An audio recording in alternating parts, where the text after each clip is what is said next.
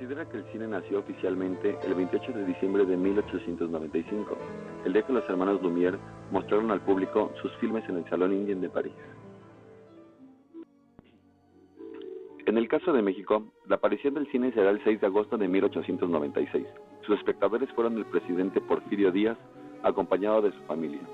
Miembros del gabinete, quienes asombrados por observar imágenes en movimiento, consideraron que el cine estaba condenado en cierta forma a la censura de parte de la aristocracia ideológica porfirista, ya que era considerado un espectáculo vulgar. La sociedad ha cambiado, y esto se ve reflejado en sus películas. Para tal efecto, nos valdremos de algunas cintas. Si no las más importantes o representativas del cine nacional, son las que consideramos que han mostrado a la sociedad tal y como es. Esto desde un punto de vista político, económico y social. Allá en el Rancho Grande es una película mexicana de drama romántico, rodada en 1936, dirigida por Fernando de Fuentes y protagonizada por Tito Guízar y Esther Fernández. En esta película se resaltan muchas tradiciones populares, como carreras de caballos, peleas de gallos, la vestimenta típica y la música vernácula que estaba de moda en ese entonces. Sin embargo, se revela la identidad de lo mexicano según lo que quería ver el público, porque se ve a un patrón que es considerable con sus peones, y todas las categorías sociales conviven en armonía en bailes organizados por el mismo patrón. Se percibe también que el hijo del patrón tiene que aprender cómo ser patrón y el hijo del caporal tiene que aprender a ser caporal para servir a su amo. Asimismo se nota el interés que se tenía para que las hijas del peón se casaran con el patrón para que aspiraran a una mejor condición social.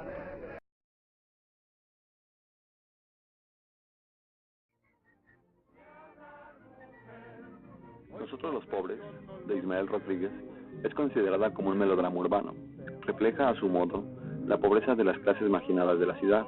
En ella, un carpintero, interpretado por Pedro Infante, vive la situación desesperante de la pobreza. Se debe mencionar que la sociedad de esta época no quería ver la realidad tan cruenta como era, quizá un poco como en nuestros días. Por tal motivo, ve reflejada en Pepe el Toro su proyección como individuo. Sin embargo, esta proyección solo sirve como analgésico para la cruenta realidad en la que se vive. El impacto de Pepe el Toro y nosotros los pobres radica en crear un simbolismo de cómo afrontar la pobreza sin perder la humildad, dignidad y la alegría.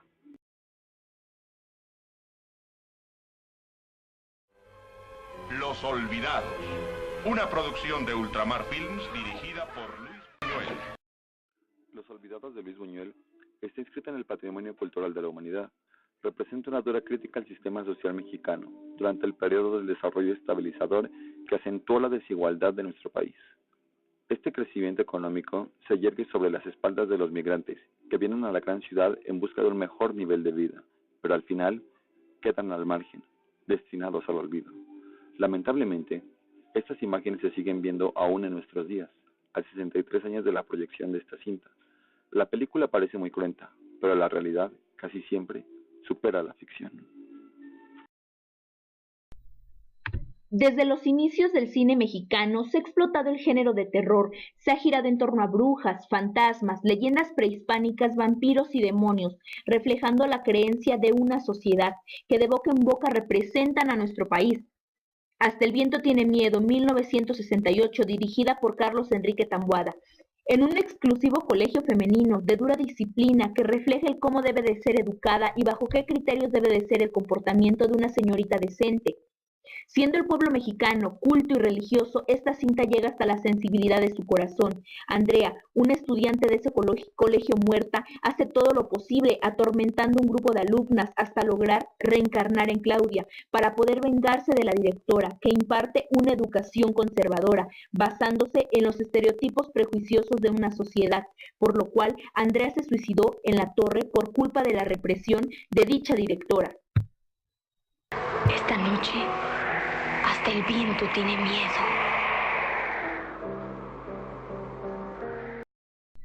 El Castillo de la Pureza, 1972, una producción de los estudios Churubusco.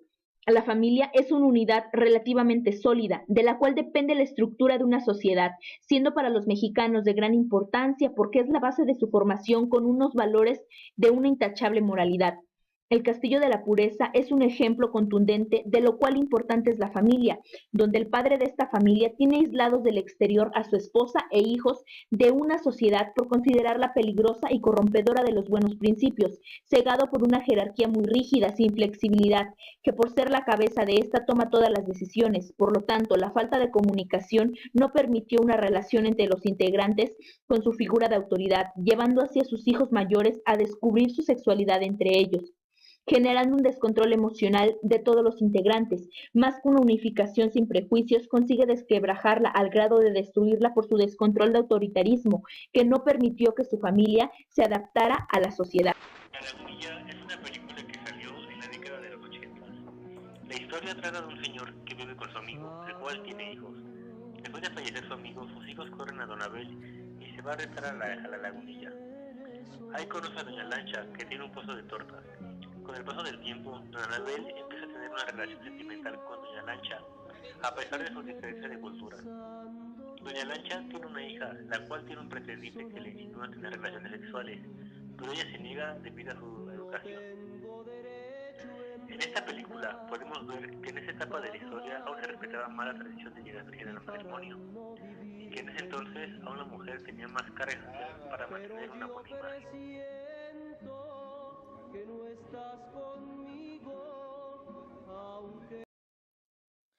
El bulto, dirigida por Gabriel Retes en 1991.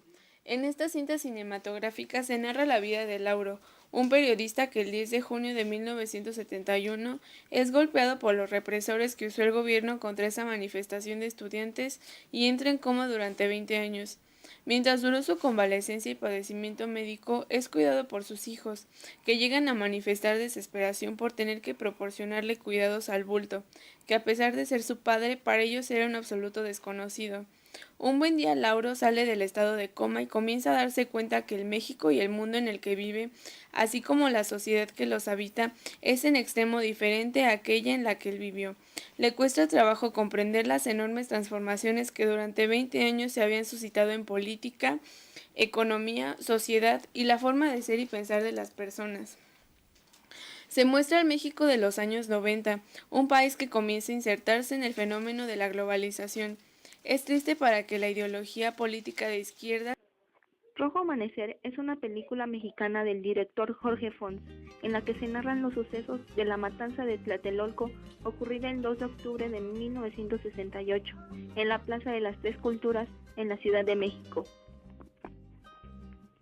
En esta película se puede percibir que el gobierno elogiaba la estabilidad del país, cuando en realidad la situación era crítica. Los jóvenes que participaban en los mítines estaban influenciados por el comunismo internacional y el gobierno los consideraba unos revoltosos a los que de cualquier forma se les debía de dar un escarmiento.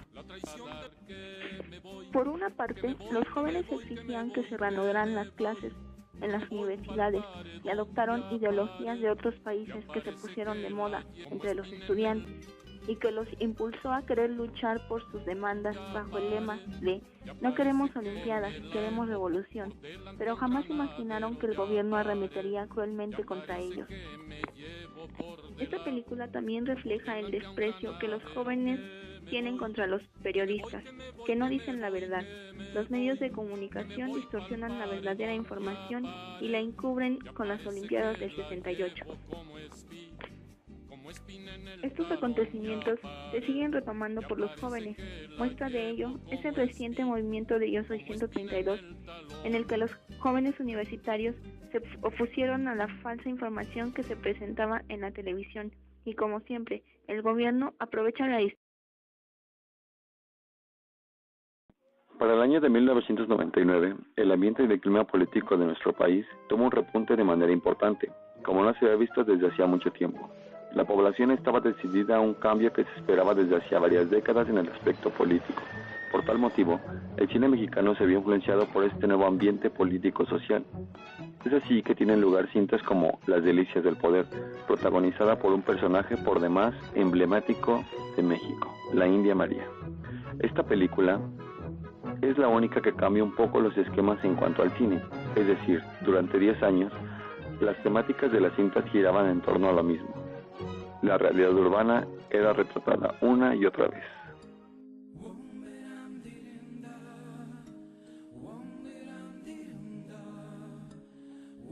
Sexo, pudor y lágrimas se estrenó en el año de 1999. La historia trata de una pareja de esposos que tienen problemas con su relación. Entonces Ana engaña a su esposo con su exnovio y desde ahí empieza una guerra de sexos. Al final, Carlos y Ana deciden volver, pero metiendo más pasión en su relación. Esta película tuvo un gran impacto porque fue una de las primeras en hablar abiertamente del sexo. A diferencia de las ficheras, que solo eran chistes y albures, esta película toca el tema del sexo como un problema social que sufren algunas parejas. Podría decir que con Sexo, pudor y lágrimas se rompieron tabús en el cine y en la sociedad. La Ley de Herodes es una película mexicana de 1999 dirigida por Luis Estrada. Se trata de una comedia satírica sobre la corrupción política en México durante el largo mandato del Partido Revolucionario Institucional. En esta película se puede destacar que cualquier persona sin estudios o preparación puede fácilmente acceder a un cargo público para dirigir a un pueblo o una nación. El objetivo de los funcionarios es servir al país y no aprovecharse para hacer negocios ni enriquecerse a costas del pueblo, pero como es bien sabido, estos funcionarios siempre se corrompen y abusan de su autoridad. También se destaca el fraude electoral, las promesas hechas que nunca se cumplen y el cobro de impuestos exagerados. En una estación de radio, el presidente declara que la paz, la justicia social y la modernidad están garantizadas en nuestro país, pero esa verdad es falsa. La niña en la piedra, dirigida por Marisa Sistach y José Buil, en 2006. La cinta narra la historia de Gabino y Mati, dos estudiantes. Gabino, enamorado de Mati, hace muchas cosas para que ella se fije en él. Al principio él muestra cierto deseo y ternura hacia ella, pero tras la presión e influencia de sus amigos concluyen en agresiones físicas y morales. Esta historia se desarrolla en una población rural, mostrando las carencias de esta. La gente que habitaba en ella vivía de la siembra, mientras otros se dedicaban a la fabricación de materiales de construcción, explotando los recursos. Durante los intentos de Gabino por conquistar a Mati se atraviesan problemáticas como el bullying, ya que al burlarse los amigos de Gabino por llamar la atención de Mati, ésta sufre las consecuencias de la agresión física y verbal. Otra problemática es el acoso hacia las jóvenes. Mati se resistía a ser novia de Gabino. Los amigos de este deciden maltratarla psicológica y físicamente, concluyendo con agresión sexual. La maestra se percata de humillaciones que le infringen. Descubre a los culpables y los castiga haciendo que bajen sus pantalones frente a sus compañeros de clase. Así como Mati sufrió ese acoso, miles de mujeres han sido víctimas también. Otro tema tratado en la cinta es el consumo de drogas, marihuana y cocaína. El narcotráfico es visible durante la película. El término de la película es tenso, ya que Gabino, tras las influencias de sus amigos, decide llevar a Mati a un lugar alejado del pueblo, para darle un regalo que le había prometido. Sin embargo, fue una estrategia para que él y sus amigos agredieran a Mati.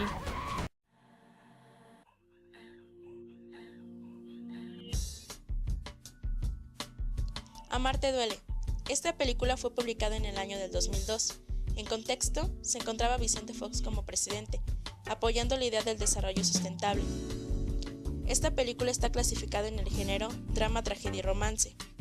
En esta película se muestran las clases sociales alta y baja y la aceptación que hay entre ellas, haciendo una distinción de las mismas. En la película se muestra una realidad de ambas, sin censura alguna, tanto de lenguaje y forma de vida, mostrando las carencias, sus culturas y sus formas de trabajo, lo que tiene una clase y lo que tiene la otra, y también lo que cada una de estas clases piensa una de la otra, pero dando un mensaje que esto no debería de ser así, no debería de haber distinción.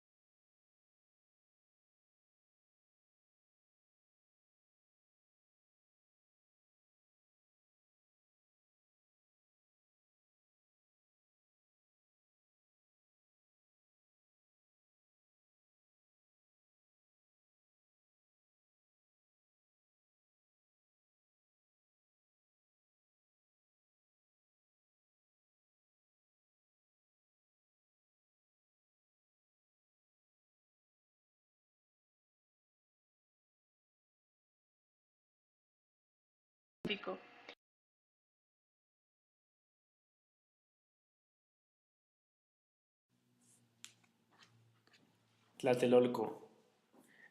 Esta película se estrenó a inicios del 2013, donde su contexto histórico se basa en el año del 68. Aquí todo el mundo tiene su atención en México por los Juegos Olímpicos y el gobierno trata de aparentar una estabilidad económica la cual no hay. Pero por movimientos de los estudiantes todo empieza a salir a la luz. En sí la historia trata del amor de los estudiantes de esa época, enfrentándose a todos esos movimientos y opresión del gobierno.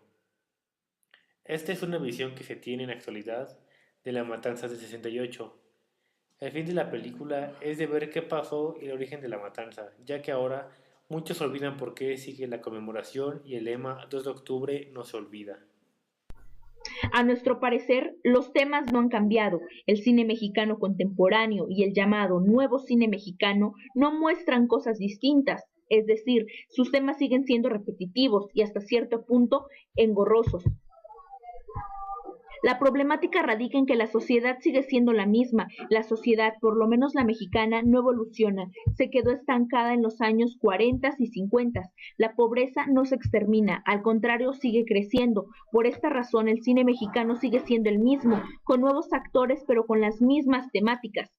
No sabemos si los directores lo hacen con el afán de despertarnos de nuestro largo letargo. Sería la acción más noble y la más ambiciosa, aunque lo dudamos. O quizá seguramente traten de llenar sus arcas con la interminable tragicomedia mexicana.